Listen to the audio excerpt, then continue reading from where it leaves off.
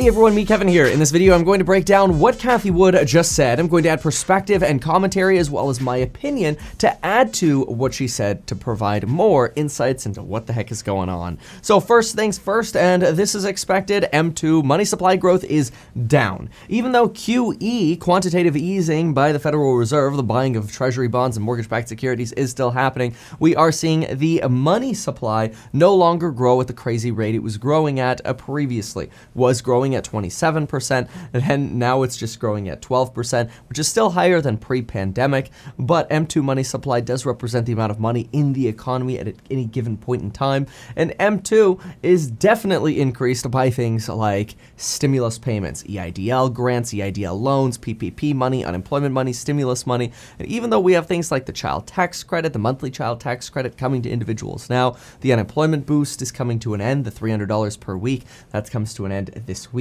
and we don't have as many stimulus programs as we previously had. PPP's over, EIDL's over, stimulus checks so far are over.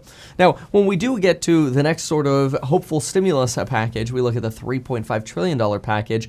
Cathie Wood is not a big fan here. She echoes Joe Manchin, that centrist Democrats' arguments that we've got to be careful about the potential for inflation if we keep spending this $3.5 trillion on supposedly investments in America at a time when our GDP or debt to GDP ratio is over 100%. Now, Cathie Wood is not a big fan of the big infrastructure package, though it's worth mentioning our debt payments as a level of debt that we have are at the lowest they have ever been in history. Obviously, this has in part to do with interest rates, but it is worth mentioning that the Federal Reserve and the United States government have kind of rejiggered how they look at the debt. Instead of saying, forget about the overall level, we'll just look at the interest rate payments, which is kind of concerning for when they do go up, but in fairness, even if interest rates went up to where our debt payments doubled, we would still have lower debt payments than we had in the mid-90s, and this is something that Cathie did not mention, is kind of something to keep in mind when you're thinking about government spending and the government debt levels. Just perspective, not taken aside. Cathie does not think that without Joe Manchin, this package will pass. She believes that this $3.5 trillion purported investment by the government will just end up being taxed away by job creators, well, by the government, and then if job creators are taxed, then we'll basically tax away the benefits. And so she sees a big boxing match unfolding over this over the next month, which is something that we've been covering as well. We do expect Kyrsten Sinema, Joe Manchin, Democrats, especially with this new abortion law that is all going to be duked out in the House of Representatives and the Senate over the next, 3 weeks here. So things to pay attention to. Now, Cathie Wood then gets to some statistics on what's happening in the market. She mentions that manufacturing hours worked are down about 0.5%. Now, sometimes, and this is my perspective, sometimes we can actually see a decline in manufacturing hours worked when we stop paying individuals overtime because we finally can start getting other individuals who do not need to be paid overtime, which is obviously less expensive and then reduces the average hours worked per individual. Now, I believe we actually can get these statistics pretty easily. Basically, what you would do here is you would just Google BLS labor report. Give that a Google. You'll always get the employment summary for the last state. You scroll to the bottom, and what you're looking for are the charts. Average hours of, or average weekly hours worked. And so this is the particular chart here that Cathie would have been looking at. And so we go over here to manufacturing. Yep, see, not a surprise. Take a look at this. You can see that in July, we were actually working 40.5 hours, which that's overtime, right? So businesses are incentivized to reduce that, and they did. They reduced that 0.6 hours. So Cathie, I don't know if that's so much of a catalyst for a shift in manufacturing here, as it is more of a shift towards people not getting paid overtime, which is very expensive. When you can find more labor, you stop paying overtime, right? This makes sense. And you can't salary manufacturing employees unless they're like supervisors. It's also worth mentioning that because that's why you would see average hours worked up, in my opinion, just because it's obviously way easier to track your hours hourly than it is with salary. Construction employment. She mentions also down potentially due to supply constraints. Here, I agree with her. We are seeing a little bit of a holdup at the new construction builders, and there are massive wait lists for new construction homes right now because, well, the real estate market is booming and lumber prices are still extremely high, but so are other components like appliances, furnaces, whatever. Things have been delayed. Now, so she does say, and I thought this was interesting, she literally says, quote, "The economy is weakening fundamentally." Okay, I don't know if I so much agree with this here, but let's analyze a little bit more here. So she mentions that we still have 10 million jobs unfilled, and that maybe jobs just don't pay enough money. She references Walmart's pay increase, then references Jerome Powell's argument saying maybe people have a skill set mismatch, which is basically what Jerome Powell says every time he's at his podium about how people have lost their jobs during the pandemic, were unemployed so long, now it's harder to get back into the labor force because their skills have deteriorated or not at least kept pace with the economy, or best case scenario, actually evolved with the economy, and that's a problem. That makes it harder for people to go back to work. I don't know if that's the economy fundamentally weakening, although I do believe that her fundamental weakening is more of a reference to this horrible jobs miss that we had on Friday. I think everybody was blown away. It came in at 235,000, which was very, very low for a jobs report, missed all expectations. She does, though, mention that, hey, there are some positives. We've got initial unemployment claims that have peaked, right? We're down to 340,000. It was much worse during the pandemic. We're much closer to normal levels now. We're still seeing a slight increase in personal income, 1.1%. Still seeing new and existing homes go up in pricing, but we are starting to see inventory peak up or creep up, she mentions.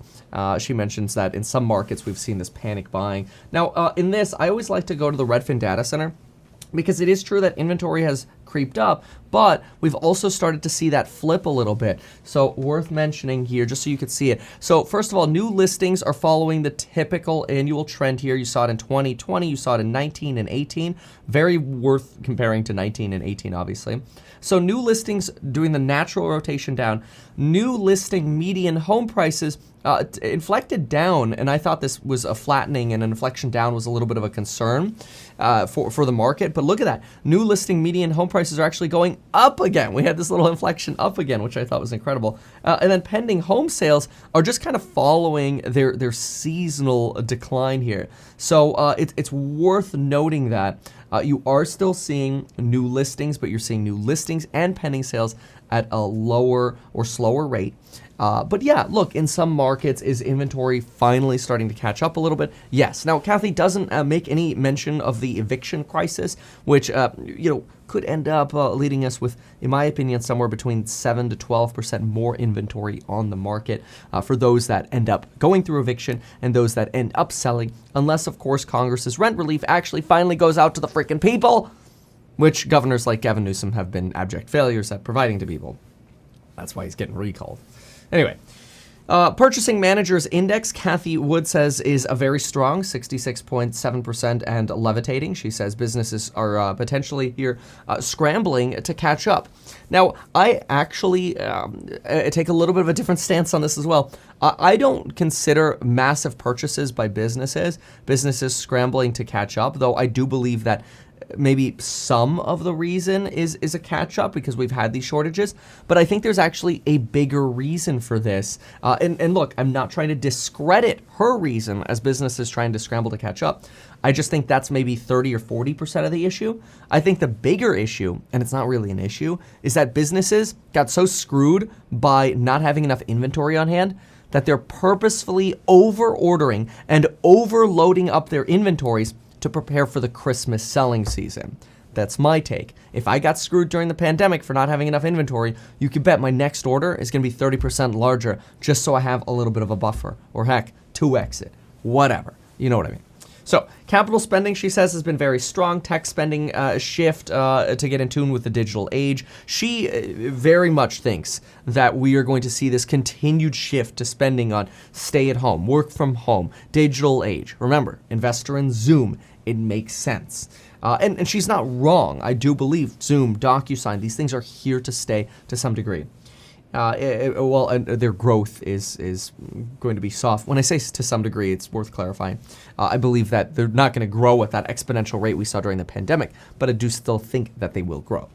Industrial production, very strong, 1.4%. Again, businesses either playing catch-up or pre-ordering. Okay, now she gets to the negative catalysts, which I thought some of the ones she kind of lumped under positive or overall were negative, but maybe a little overly negative. I personally don't think the unemployment number is unnecessarily that horrible. Look, I wish more people were employed, but I do think it represents fears over the Delta variant because look, you're still able to spread Delta when you're vaccinated. When people go to restaurants, what do? They take their masks off. So it's like the two defenses we have for COVID are gone, right? It's like you're still spreading it. And don't get me wrong, I'm for vaccination. I understand that vaccines help reduce hospitalizations. But if the COVID vaccine does not prevent the spread, University of Oxford 2 weeks ago found out the same viral loads, same likelihood of spreading, right? Now you might be contagious for slightly less periods of time. That is fair. But if you're still spreading it, you're still spreading it, right? So you've got two things here that kind of hurt the pandemic, right? Especially then hurts those who are either unvaccinated or can't get vaccinated for medical reasons, or they have children and they're like, well, I don't want my children to get potentially COVID or the Delta variant. Worth noting, hospital admissions are skyrocketing for children, which is very, very sad. Anyway, Cathie Wood cites the University of Michigan consumer sentiment. She says that this level dropped to 2011 levels. Back in 2011, by the way, I made a video about this sentiment index, by the way, as well, about a week and a half ago. And that's not to slam Cathie or whatever. I'm just saying I'm not going to go into super detail here. But it is interesting to note that in 2011, we were worried about the double dip back then. Cathie mentions we had a lot of fears about the economy back then. I remember that being defined as the double dip recession, which obviously never came. Everybody's always worried about the double dip. I remember in 2020, March, people are like, that's it, we're gonna have a double dip. You just wait. And then we never had a double dip. Anyway, like that original peak fear rarely comes back. All right, retail sales, we talked about these plummeting, and this is fair, but I don't know if this is the economy weakening. I think the economy is actually very, very resilient. I think this is just a classic Delta shift. And it's also an expected shift after the explosion of reopening that I think we had in the summer. Remember, we are also seeing it, and we've talked about this. It's worth mentioning that we're seeing the same thing happen at hotels, airlines, foot traffic at outdoor malls. These things are declining. So worth mentioning specifically airlines and hotel bookings, more than seasonal declines. We did a video on this where hotels are saying, wait a minute, we're getting more cancellations than usual now as well. This is odd. So that could put a damper on hiring as well, obviously. We're also seeing less job postings for things like childcare and dental offices, also worth noting, which those are very Delta affected. Now, mentions that if you calculate with inflation, hourly earnings, real hourly earnings are down 1.1%. Mentions that auto sales have peaked at 8.5 million units in February. We're down to 13 million units in August. She believes that, and I actually completely agree with Cathie here, she believes that, look, people bought their cars. They got their stimulus money. They wanted their own vehicle. They were maybe commuting more because, or maybe now they're commuting more because of the work from home. So people bought cars over the last, 6-8 months. But now they've bought their cars, and so she alludes to these Twitter wars that she has of people saying, "Oh well, I mean, what do you mean the auto sales have hit peak? Have you seen car lots? There are no cars to be bought." This is true. In fact, I was reading a report yesterday that over Labor Day weekend, this weekend, some car lots are going to sell down, or are going to close Saturday and Sunday because they don't have any cars to sell. And this is usually the most important time for car sales. It's also worth noting, people keep asking me, like, what do I think about Shift? Well, look, this car shortage and the fact that people may have already bought their cars, I think it's horrible for companies like Shift. I think it's horrible for Carvana and Vroom or whatever. Just because there's a car shortage and prices are going up doesn't mean that your revenue goes up. Because even though your revenue might go up per vehicle, you don't have enough to keep making money. So I think it's a big problem. And we are seeing that decline in car sales. Cathie's right about that. Now, obviously, there have been a lot of complaints about chip shortages. But Cathie mentions, no, for those Twitter warriors, it's more than that. And she brings up the Manheim Used Vehicle Index, which she's right. the value of used car prices have inflected down. Now, they have not inflected down as much as what we had here. So we're seeing another little inflection point here where prices are still maintaining pretty high levels. Cathie Wood mentions that this is very similar to the fall in lumber prices, but Cathie, it's worth also mentioning that lumber prices hit a bottom, and now they're trending back up again, which is crazy. I thought they would just go straight down, but it is worth mentioning that. Take a look at the 1 month on lumber. Cathie did not mention this. Look at the 1 month here. We are higher than where we were 1 month ago. We're at 576. Go out to the 6 month. Yeah, look, we went down, and this chart sucks. We went down to a low here of like 468, 456. 456 was the low. Certainly the high was like 1600 or whatever. But we have inflected back up, which is, it is hard to wrap your head around, but it's not as binary as it seems. So I don't know if we could say things are particularly as weak as they seem. Yes, there have been inflection points. But it is definitely hard to say with certainty, hey, used car prices are going to plummet again. Well, they're not plummeting as fast as they did in that 1 month reading. And lumber prices are going back up, which, initially the thought was, oh, well, if lumber prices go down, then we won't have inflation because, well, look, commodities went up and now they're just going to go back down. It was temporary. Well, now they're going back up again, right? So there's so many things about this economy that are so freaking complicated. Now, she also mentions that, big talk about how EV cars are going to make more sense. Used car prices are so high. You can't negotiate on new car prices because, well, there's a lack of them. So you're paying sticker basically, or some people are even paying over sticker, which is nuts. She actually thinks this is going to help companies like Tesla. She's bullish on Tesla doing well for this. She believes that there will be a brewing buildup of gas-powered car inventory. And eventually we're going to see this massive explosion of EV sales. I agree with her. I do agree that EV sales are going to explode over time. She does mention that if this was merely because of a chip shortage, we would see the Manheim index go up. But again, it's not falling as rapidly as it was. So I think you could have two things. I think maybe the numbers got a little too inflated, but they're actually staying at higher levels because of the chip shortage. But yeah, look, it is down from its peak, so she's not wrong. She's also right about saying that a lot of people have inventory at their homes or in their driveways. A lot of cars are now in your driveway or in your garage. You have maybe stocked up on enough frozen meat in your garage freezer. You've stocked up. Excuse me. Maybe you've stocked up on enough Clorox in your garage and paper towels or whatever that you don't need to keep buying these pandemic-related products because you already have enough. And so now you're seeing big declines. I looked it up. Clorox is down 15.43% over the year. She's not wrong. She says that the fixed income markets, in other words, the bond market, is not worried about inflation. This is a very Cathie Woodian argument of, hey, we're not going to see inflation. This is also where she talked about lumber again. I rearranged that a bit. She mentions that she's got an employee or staffer who's tracking the NVIDIA RTX 3070 pricing.